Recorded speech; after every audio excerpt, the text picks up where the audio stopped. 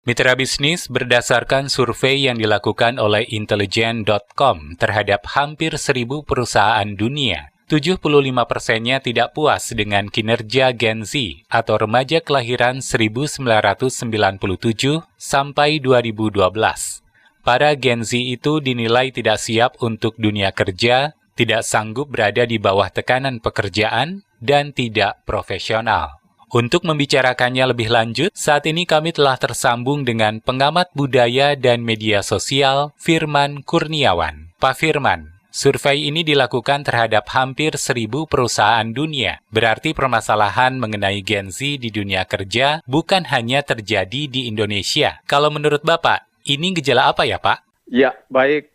Tadi ada kata kuncinya gejala apa? Betul, gejala yang terjadi adalah perubahan standar nilai. Jadi selama ini Gen milenial dan sebelumnya Gen X punya standar kerja yang mana bidang-bidang pekerjaannya itu banyak yang analog, kemudian interaksinya tatap muka, kemudian penilaian produktivitas itu dari kehadiran dan sebagainya. Kemudian ketika masuk era digital, mereka ini kan lahir tahun 97 sampai 2010-an ya, Gen Z ini. Itu kan marak-maraknya pemanfaatan digital, artinya migrasi peradaban ini dari yang analog ke digital, ini sudah hampir sepenuhnya, 70% kehidupan ini sudah bergeser ke penggunaan perangkat digital. Nah, ketika kita bergeser ke penggunaan perangkat digital itu, cara berkomunikasi berubah, cara bekerja berubah, standar produktivitas berubah. Nah, ini kemudian kalau memakai standar-standar lama, ini kan menjadi nggak cocok. Nah, ini dugaan saya bahwa Gen Z ini dianggap nggak cocok, kemudian mungkin kurang tough, mungkin kurang profesional, tidak sanggup di bawah tekanan, itu adalah penilaian-penilaian yang menggunakan standar analog, standar budaya kerja yang pra-digital. Nah ini jadi kita mungkin perlu mencoba, benarkah Gen Z ketika sepenuhnya ada di dalam kultur kerja digital, penilaian kita masih tetap sama seperti itu. Katakanlah masuk mereka ke budaya Google, yang menerjemahkan pekerjaan itu seperti playing the game, main, kemudian ukuran dari produktivitas dilihat dari kreativitas, kemudian munculnya ide-ide baru.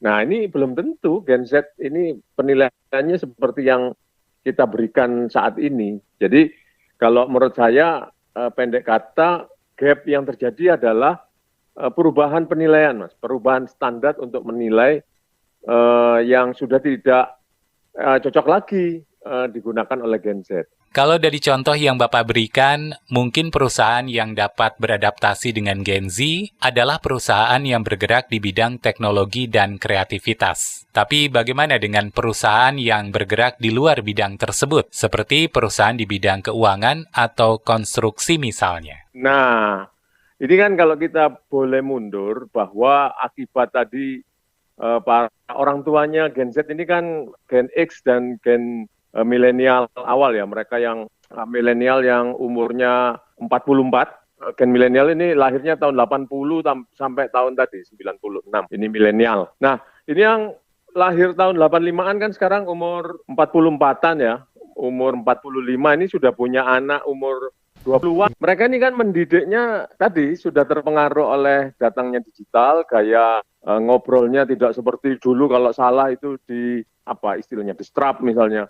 Mereka lebih mengutamakan dialog, mereka lebih mengutamakan empati. Kemudian komunikasi tidak selalu tatap muka, bisa dengan menggunakan perangkat. Kemudian ukuran-ukuran putra-putra mereka ini, anaknya Gen X dan Gen milenial ini, ukuran-ukurannya kan bukan jago matematika atau jago pelajaran sekolah. Nah, sementara cara mendidiknya seperti itu, penuh kebebasan, penuh kreasi, tapi kemudian kita masuk ke penggunaan pengukuran atau tuntutan pekerjaan yang masih analog. Nah, di situ letak gap-nya. Sehingga tadi pertanyaan Mas tadi, apakah kemudian tidak menimbulkan gap? Nah, gap itu yang menciptakan justru para orang tuanya Gen Z dan para orang tuanya Gen Z, yaitu mereka yang X dan milenial, sementara cara mendidiknya dengan cara digital, tapi mengharapkan output yang cocok dengan dunia yang belum sepenuhnya berubah ke arah digital. Pekerjaan-pekerjaan masih banyak yang fisikal, tadi konstruksi, kemudian kalau jadi polisi kan nggak bisa work from home, mereka yang kerja di manufacturing atau bekerja di perakitan mobil kan nggak mungkin hanya hadir idenya aja, kreativitasnya aja. Nah ini sebetulnya yang terjadi adalah gap penilaian, gap antara apa yang kita lakukan sebagai proses pendidikan dengan mempertanyakan hasil pendidikannya. Nah ini sebetulnya kasihan kalau saya lihat Gen Z dinilai seperti itu. Jadi mereka ini dididik dengan cara digital tapi diharapkan masih mampu bekerja secara analog. Kalau begitu, era saat ini dapat dikatakan era transisi antara perusahaan dan para tenaga kerja generasi Z. Nah, siapa yang harus beradaptasi, Pak, agar dapat saling menguntungkan? Nah itu cocok, kata kunci transisi itu digunakan di dalam kasus ini. Jadi perlu dipilah ketika kita membutuhkan tenaga kerja yang sepenuhnya dituntut kemampuan digitalnya, kreativitas, ide-ide yang baru, maka apa yang ditunjukkan, didemonstrasikan oleh Gen Z ini mungkin sebagian besar sudah memenuhi. Tentu saja dengan tes kemampuan dan sebagainya, karena pasti sumber daya kerja itu terbatas, sehingga perlu adanya uji kemampuan, tetapi mereka yang perusahaan yang masih juga analog tidak bisa hanya menyalahkan atau mungkin menganggap Gen Z ini tidak profesional, tidak mampu memenuhi tuntutan.